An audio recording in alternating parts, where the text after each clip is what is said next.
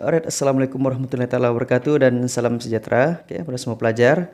Jadi kita sambung lagi pembelajaran kita, bab 8 Tamadun Islam. Jadi sekarang sebelum ini cukup cerita tentang latar belakang, Tamadun Islam kan, di semenanjung tanah Arab. Jadi sekarang kita belajar tentang macam mana penduduknya tuh. Yang digelar sebagai zaman sebelum Nabi Muhammad ini digelar sebagai zaman jahiliyah. Apakah ciri-ciri masyarakat jahiliyah tuh? Macam mana dorang di sebenarnya?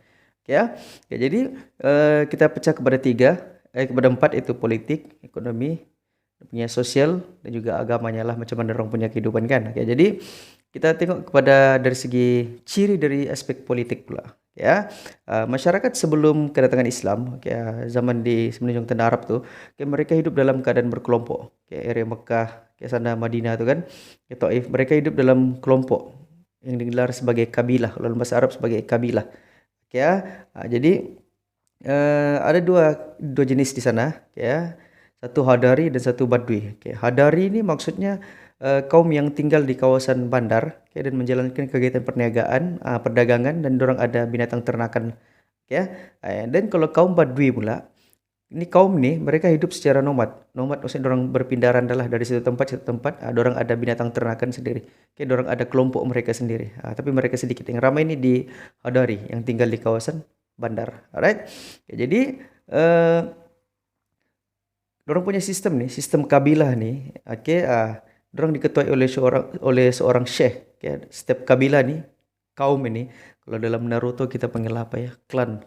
Dorang punya klan sendiri. Dorang digelar ketuanya ini digelar sebagai syekh. Kalau kamu tengok Naruto kan, setiap dalam satu kerajaan Hidden Leaf tuh kan. Konoha tuh kan. Dalam tuh ada banyak, dalam masyarakat tuh ada dia punya puak sendiri kan, klan sendiri kan. Jadi kalau macam Uchiha lain lagi kan. Anara lain lagi kan. Begitulah konsepnya nih. Kabilah nih dalam masyarakat Arab nih. Kage Bunshin no Jutsu. Itu Naruto Uzumaki lain lagi dia punya klan kan. Jadi dalam masyarakat Arab nih dorang ikut kabilah. Dan sistem kabilah ini, dorang satu kabilah nih, dorang semua nih keluarga, dorang nih satu keturunan, dorang punya puak sendirilah, kaum dorang sendiri. Jadi sistem kabilah ini membawa kepada semangat asabiyah. Asabiyah ini maksudnya perkauman lah, resis. Dorang punya semangat perkauman tuh terlampau kuat. Itu digelar sebagai semangat asabiyah. Right? Kalau dalam bahasa modernnya digelar sebagai racism. Right? Jadi dorang nih sanggup berperang, demi mempertahankan maruah, dorang punya puak nih, dorang punya kabilah nih. Contohnya lah bergaduh dua orang kan, kabilah A dengan kabilah B bergaduh. Terang-terang memang yang B ni salah, tapi demi mempertahankan maruah mereka sanggup bergaduh berperang lagi. Semata-mata untuk mempertahankan kabilah mereka. Alright? And then di Mekah nih, kaum Arab nih, Arab yang di Mekah ni digelar sebagai Arab Quraisy. Dorang banyak kabilah kan. Jadi dorang ni ada juga aktiviti kegiatan perdagangan. Dorang ada pentadbiran yang simple. Yang di Arab ni yang keluarga yang paling berpengaruh ialah keluarga Bani Hashim, keluarga Nabi Muhammad. Atuk kepada Nabi Muhammad, Abdul Muttalib. Jadi pernah Mekah ni diancam oleh musuh, pernah diserang oleh tentera daripada Yaman, selatan tanah Arab ni. Yaman ni kerajaan Habsyah. Kerajaan Habsyah ni dia punya Raja Najasyi ni beragama Kristian. Jadi dia ada seorang general tentera ni bernama Abraha. Abraha ni dia mau serang Kaabah. Dia mau serang Kaabah, dia mau hancurkan Kaabah tu. Jadi dia bawa lah bala tentera yang bergajah, untuk serang, untuk hancurkan Kaabah. Tapi usaha mereka tu gagal. Tentera itu dihancurkan oleh burung. Burung ababil namanya. Burung ni datang bawa batu yang panas, dihempapkan, batu kecil lah yang panas, dijatuhkan di atas kepala tentera bergajah itu, dan tentera bergajah itu kena penyakit, las mati semua. Jadi Kaabah pun kekal sampailah sekarang. Apa itu Kaabah? Kaabah ni bangunan segi empat yang dibina oleh Nabi Ibrahim. Nabi Ibrahim ini di zaman tamadun Mesopotamia kan. Jadi pengikut yang ikut agama Islam zaman Nabi Ibrahim ni masih ada lagi. Yang mereka tinggal di Mekah, dorang jaga tu Kaabah. Jadi zaman itu masih ramai lagi orang yang datang untuk untuk melawat beribadah di Ka'bah itu. Alright? Masih ada lagi walaupun sedikit. Ya, tapi majoriti masyarakat zaman tu sudah menyembah patung. Itu nanti kita cerita pula agama orang lain. Oke, jadi cukup kamu tahu. Oke, itu orang punya politik. Orang ada sistem pentadbiran sendiri. Oke, and then pentadbiran di Mekah diuruskan oleh badan atau jabatan yang mentadbir beberapa bidang tugas tertentu. Oke, maksudnya orang ni adalah orang ada satu kelompok yang mentadbir Mekah itu. Ya, adalah bidang-bidang tertentu yang mereka jaga. Ya, tapi tidaklah sekompleks, tidaklah sehebat yang tamadun Rom, kerajaan Parsi dan kerajaan-kerajaan lain yang wujud pada zaman itu. Ya, mereka kerajaan mereka kecil saja. Alright. Jadi cukup kamu tahu politiknya mereka hidup dalam kabilah. Orang ada semangat asabiah, itu resis, dan kabilah mereka diikuti oleh syekh. Ya, cukup kamu tahu itu. Itu poin pentingnya lah. Mau jadi ketua sebuah kabilah nih, sebuah klan ini, apa ciri-cirinya? Mestilah paling pandai kan, pintar, yang pandai bercakap di depan, ada credibility untuk jadi ketua. Disukai oleh orang ramai. Itulah kalau mau jadi syekh, ketuanya. Right? Bilang orang kalau kamu jadi Hokage, mesti hebat kan. Right? Jadi itu dengan politik pula. Kita tengok macam mana ekonominya, macam mana kegiatan ekonomi penduduk.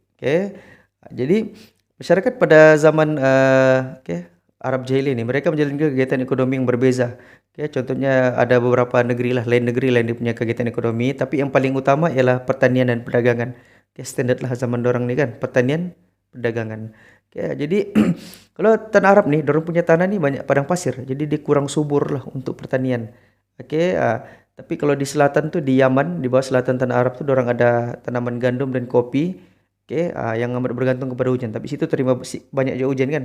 Tidak sama macam di Mekah, Madinah tu. Dorang ada juga tanaman sekoi dan padi. Berapa tempat di Oman. Oman di sebelah timur, semenanjung tanah Arab. Jadi kalau kaum Badui pula, kaum Badui ni yang nomad tu kan berpindah randa. Mereka menjalankan kegiatan peternakan. So mereka menternak ni mereka pindah satu tempat. Mereka kena cari air, cari rumput untuk kasih makan kan binatang-binatang tu kan. Right? Padang pasir, kesian kan. Jadi mereka kena bergerak dari satu oasis ke oasis yang lain. Right? Jadi macam mana kegiatan ekonomi mereka? Kaum Badui ni pula dorang jalankan kegiatan ekonomi tukar barang, sistem barter. Sistem barter. Lagi dorang zaman dorang ni tukarlah barang. Dorang punya ternakan ganti dengan pakaian, kurma kan. Alright. And then kalau masyarakat Hadari pula yang tinggal di bandar, mereka berdagang lah, berdagang keluar negara, ke negara kota yang lain. Jadi orang yang berdagang nih, import export nih antara negara nih kan, mereka digelar sebagai kafilah. Kalau tadi kabilah kan, kabilah itu yang puak dia. Ini pula kafilah. Kafilah ni pedagang jarak jauh. Alright. And then dorang ni berdagang dari Yaman, sampai ke Hadramaut, sampai ke India, sampai ke Syam, sampailah ke Mesir. Itu mereka berdagang sana. Alright.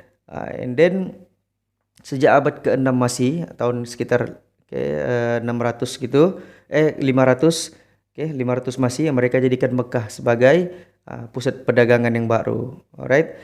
Penduduk Hijaz ni beli barang dari Yaman dan Habsyah dan lalu jual di mana? Di Syam dan Mesir. Maksudnya dari semenanjung tanah Arab dorang bawa sampai ke Mesir. And then laluan perdagangan berentasi benua yang dikenali sebagai laluan sutra telah menghubungkan pedagang Arab dengan China, India dan Asia. Kita belajar sebelum ni kan tamadun China, dorang buka laluan perdagangan jalan darat kan, dari China dorang berjalan sampai ke India, utara India, sampai ke Eropah sana kan. Jadi zaman ini orang Arab pun menggunakan laluan sutra itu, dorang berdagang sampai ke China, sampai ke Rom. Dorang gunakan laluan yang sama. Jadi dorang punya time frame dengan tamadun China tu dekat lah. Alright. And then macam mana pula dorang punya budaya ni? Budaya dorang punya ekonomi dorang. Kalau masyarakat Arab Jahiliyah ni, dorang bisnes ni kan, dorang pentingkan keuntungan saja. Tak kira lah macam mana cara pun, dorang mengamalkan riba. Apa tu riba? Riba ni interest, bunga. Kalau kami dalam Islam, kami guna istilah riba lah. Maksudnya, kau pinjam 100, tapi bayar balik 200. Itu maksudnya riba. ya. Dan juga menipu timbangan, itu budaya mereka. Menipu itu perkara biasa bagi mereka. Itulah ciri-ciri masyarakat jahiliyah dari segi politik dan ekonomi. Alright, bukanlah mereka ni jahiliyahnya ini bodoh sangat dan tidak tahu macam mana mau hidupkan. Bukannya orang ni macam yang tinggal di gua, bukan macam begitu. Right? Mereka cuma jahil dari segi apa? Keagamaan. Alright, dan juga cara hidup mereka. Okay, then dalam video akan datang juga akan cerita macam mana kehidupan sosial mereka. Okay, macam mana budaya masyarakat Arab jahiliyah ni sampai mereka digelar sebagai masyarakat yang jahil. Okay, alright, kita lihat dulu, kita sambung di video akan datang. Okay.